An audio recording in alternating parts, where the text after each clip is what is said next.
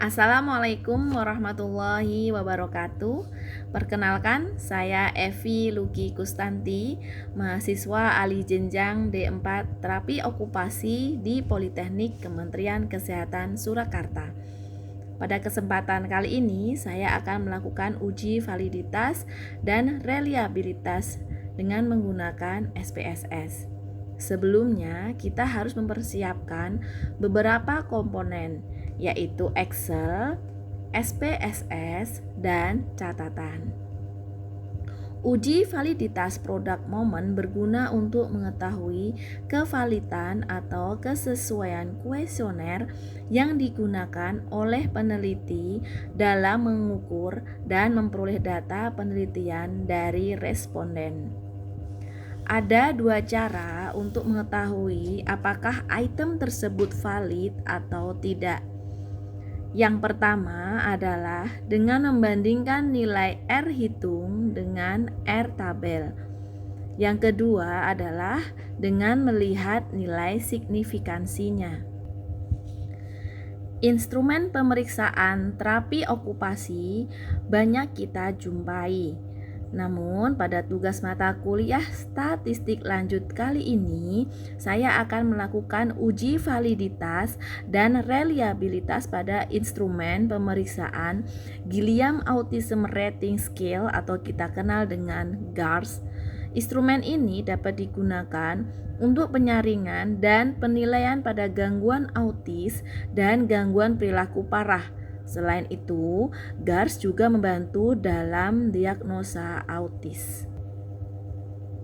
Pada praktek kali ini, saya sudah membuat file di Excel dengan jumlah responden sebanyak 30 responden, di mana saya gunakan contoh yang pertama yaitu pada subtes GARS pada perilaku stereotip yang berjumlah 14 item.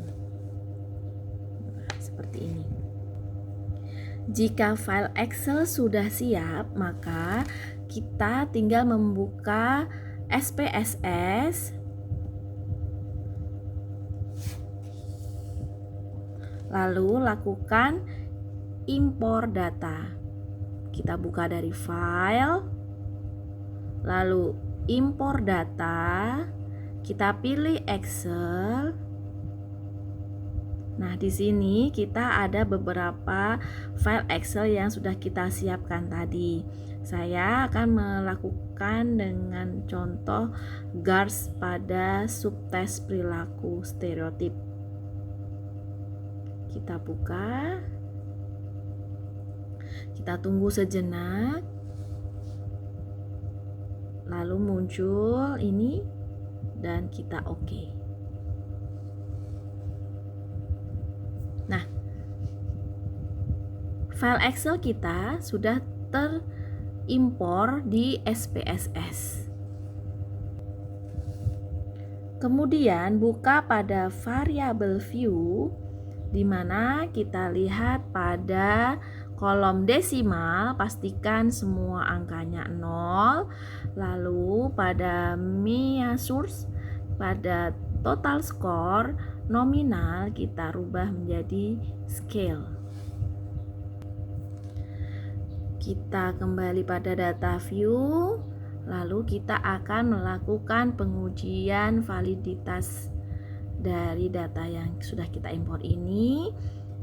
Kita klik analyze, lalu correlate, kita cari correlate, lalu klik bivariate. Oke. Jika sudah, maka kita bisa melakukan Ctrl A. Pindahkan semua item ke kolom di sebelah kanan. Untuk nomor ini tidak perlu, maka kita bisa kembalikan ke kolom sebelah kiri.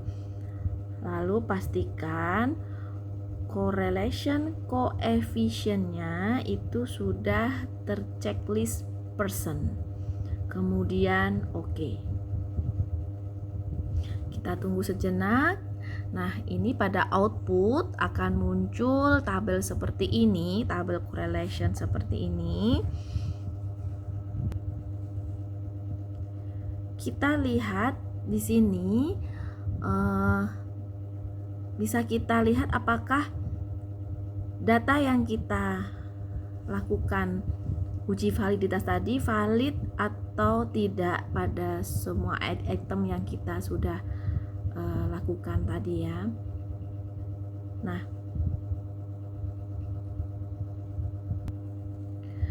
pada Pearson correlation ini merupakan nilai korelasi atau yang biasa kita sebut dengan nilai R hitung.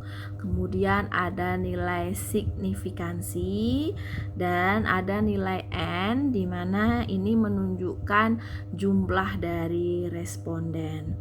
Sekarang kita lihat pada kolom skor total.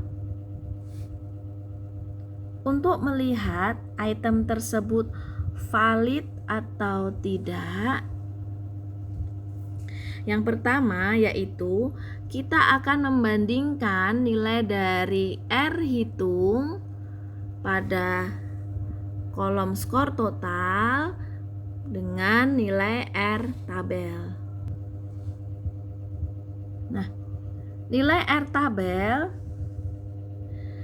dengan jumlah responden 30 responden itu ada dua. Yang pertama adalah 0,361 untuk 5% dan 0,461 untuk 1%. Di sini saya menentukan nilainya yaitu 5%, sehingga R tabel saya adalah 0,361. Nah, kita lihat pada output tadi, jika nilai R hitung lebih dari R tabel, maka item tersebut dikatakan valid. Nah, kita lihat pada item, contohnya di sini item nomor 1, di mana nilai R hitungnya adalah 0,695. Maka dia lebih tinggi daripada R tabel, sehingga item 1 dikatakan dia valid. Nah, di sini kita lihat sampai ke bawah ya. Kita sampai ke bawah, lihat bagaimana nilai R hitungnya, apakah dia lebih tinggi dari nilai R tabelnya. Jika dia nilainya lebih tinggi dari R tabelnya, maka dia bisa dikatakan item tersebut valid.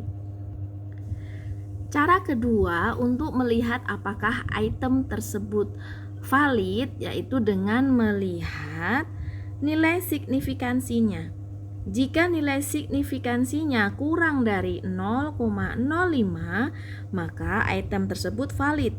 Jika lebih dari 0,05, maka item tersebut dinyatakan tidak valid.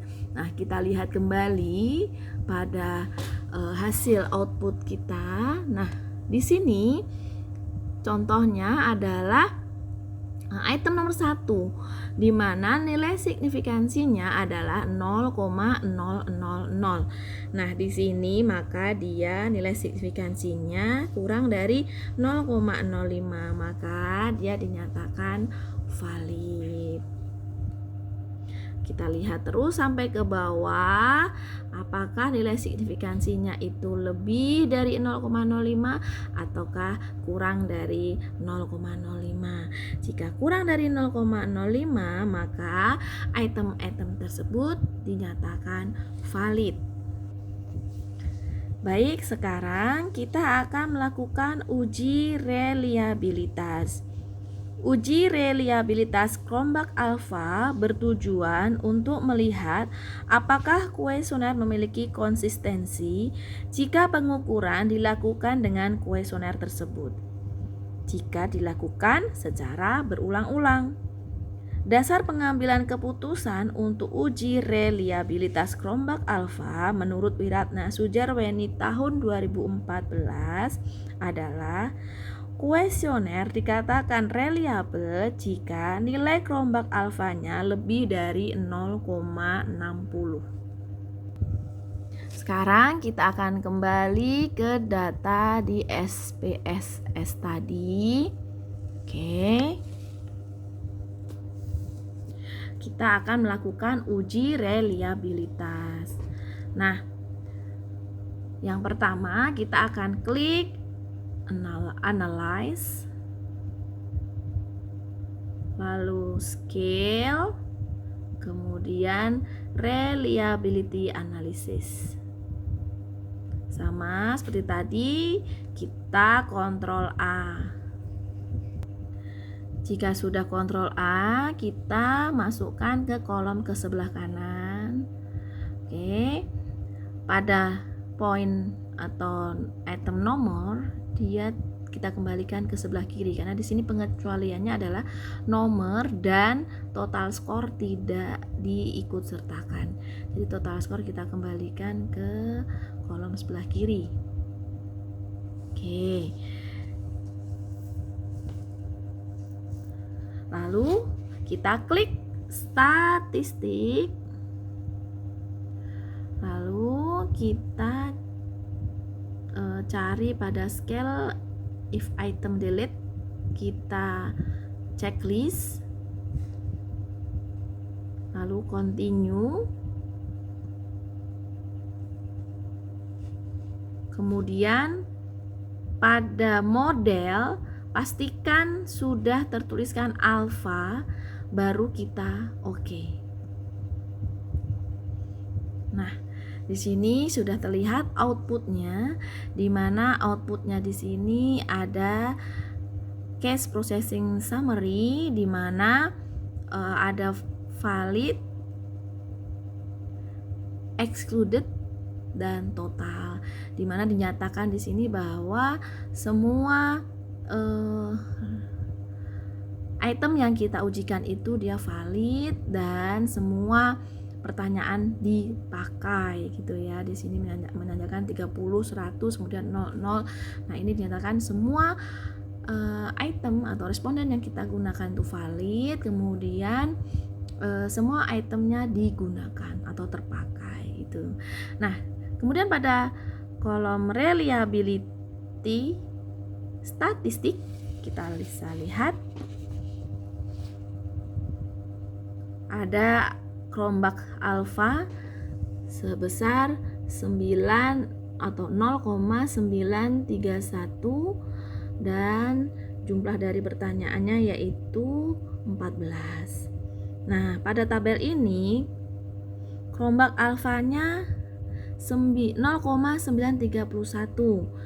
Dan tadi sudah kita sebutkan bahwa menurut Wiratna tadi, jika nilai kelompok alfanya lebih dari 0,60, maka item-item tersebut hasilnya adalah reliable. Nah, ini bisa dilihat lagi ke bawah. Nah, ini nilai kelompok alfanya dari setiap item itu adalah 0,9 sekian gitu. Nah, ini sampai ke bawah gitu ya, maka dinyatakan di sini ada reliable karena dia nilainya lebih dari 0,60 menurut Wiratna tadi ya. Nah, demikian video tutorial uji validitas dan reliabilitas kali ini. Semoga bermanfaat untuk kita semua.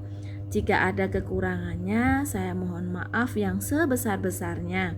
Akhirul kalam, wassalamualaikum warahmatullahi wabarakatuh.